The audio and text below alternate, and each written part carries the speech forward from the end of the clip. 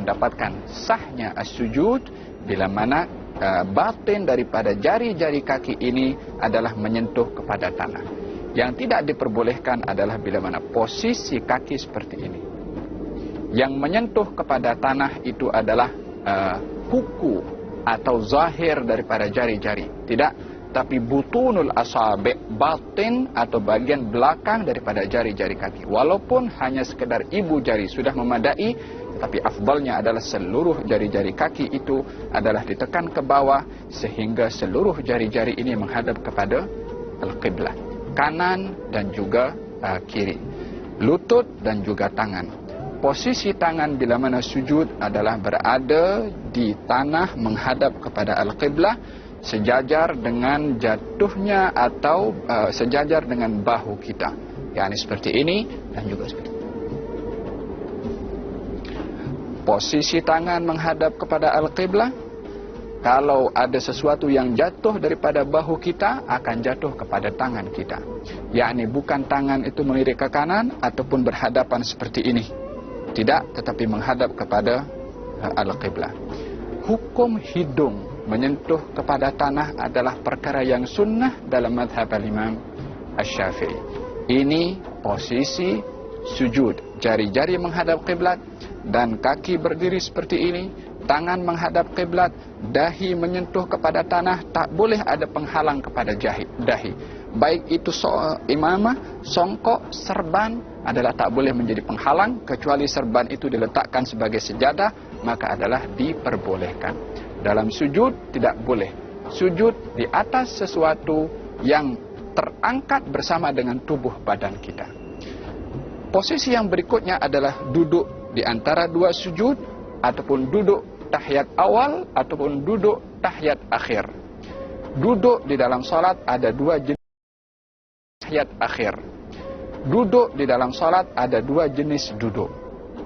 Yang pertama adalah jalsatul iftirash, yakni posisi seperti ini. Yakni bahagian belakang kita duduk di atas telapak kaki bahagian kiri, sementara kaki kanan dan jari-jarinya tetap menghadap kepada al-qiblah seperti ini. Duduk seperti ini disunnahkan pada tahiyat awal, pada duduk di antara dua sujud, dan juga duduk istirahat. Dalam 3 kaifiyah atau setiap duduk yang tidak ada salam setelahnya, maka disunnahkan duduk iftirash seperti ini. Apakah iftirash? Duduk di atas telapak kaki kiri, sementara kaki kanan berdiri tegak. Adapun duduk yang kedua namanya duduk tawarruk, yaitu duduk pada saat seseorang setelah duduk itu akan salam. Maka posisinya berbeza. Kaki kiri masuk ke dalam dan kita duduk terus menyentuh kepada tanah, sementara posisi kaki kanan adalah tetap seperti ini, jari-jari menghadap kepada al-qiblah. Tidak seperti ini ataupun tidak pun seperti ini. Duduk seperti ini juga tidak termasuk daripada yang disunnahkan di dalam as-salah, yang kalau seseorang duduk seperti ini bukanlah dikatakan salatnya itu terbatal, akan tetapi tidak melakukan sunnah di dalam as-salah. Dalam tahiyat akhir adalah duduk dalam keadaan jari kaki kanan menghadap kiblah, kaki kiri masuk dalam, dan juga bahagian belakang ini duduk menyentuh kepada tanah. Posisi tangan ketika berada dalam keadaan at-tahiyat adalah baik tahiyat awal ataupun tahiyat akhir, jari-jari kiri berada pada bahagian lutut paha kiri, dan jari-jari kanan berada dalam keadaan digenggamkan seperti ini, kecuali 2 jari, jari telunjuk dan juga jari atau ibu jari. Jari telunjuk dan juga ibu jari.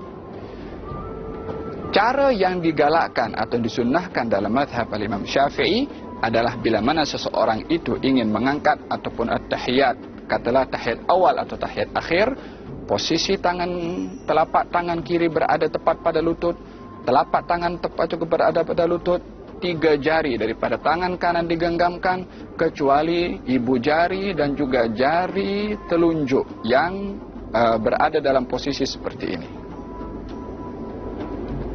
At-tahiyyatul mubarakatus salawatut tayyibatu lillah. Assalamu alayka ayyuhan nabiyyu wa rahmatullahi wa barakatuh. Assalamu alayna wa ala ibadillahis salihin. Asyhadu an la ilaha illallah. Bila mana sebut illallah, barulah tangan atau jari-jari telunjuk ini diangkat dan jari atau ibu jari berada di dalam dua keadaan. Boleh seperti ini, yakni menyentuh kepada jari telunjuk di bawah, ataupun boleh seperti ini, yakni menyentuh kepada jari yang tengah. Posisi ibu jari boleh menyentuh jari tengah, atau posisi ibu jari boleh menyentuh kepada jari telunjuk. Ini posisi kepada ibu jari. Adapun jari telunjuk berada dalam keadaan diangkat, tidak terlalu diangkat seperti begini, ataupun tidak lurus tetapi menunduk ke bawah sedikit.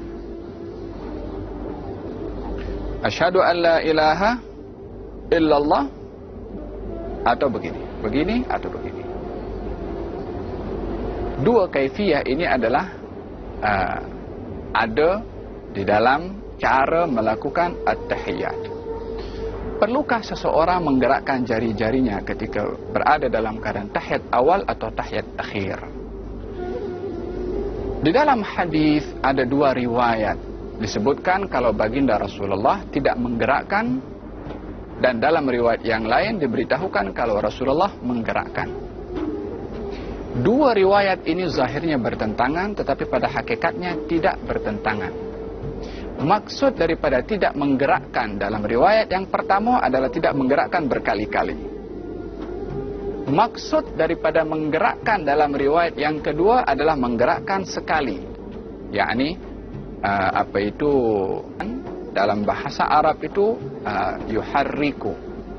Yuharriku difahami dengan dua makna. Makna yang pertama, menggerak-gerakkan. Kalau menggerak-gerakkan, ini yang dipakai oleh sebahagian pandangan yang mereka bila mana tahiyat menggerakkan berkali-kali. Disebabkan memahami hadis itu dengan fahaman menggerak-gerakkan, maknanya lebih daripada sekali. Yang memahami hadis itu menggerakkan sahaja, maknanya sekali sahaja, daripada atas daripada bawah ke atas. Asyhadu an la ilaha illallah, maknanya dia juga pun menggerakkan. Maka dalam hal ini, dalam mazhab Imam Syafi'i, yang menjadi pegangan adalah menggerakkan sekali sahaja, juga sesuai dengan hadis Nabi Muhammad sallallahu alaihi wasallam. Bila mana selesai daripada at-tahiyyat fil alamin innaka hamidum majid, disunahkan seseorang tidak terus salam, tapi membagi ruang sedikit. Fil alamin innaka hamidum majid. Bila mana nak mengucap assalam, assalamualaikum warahmatullah.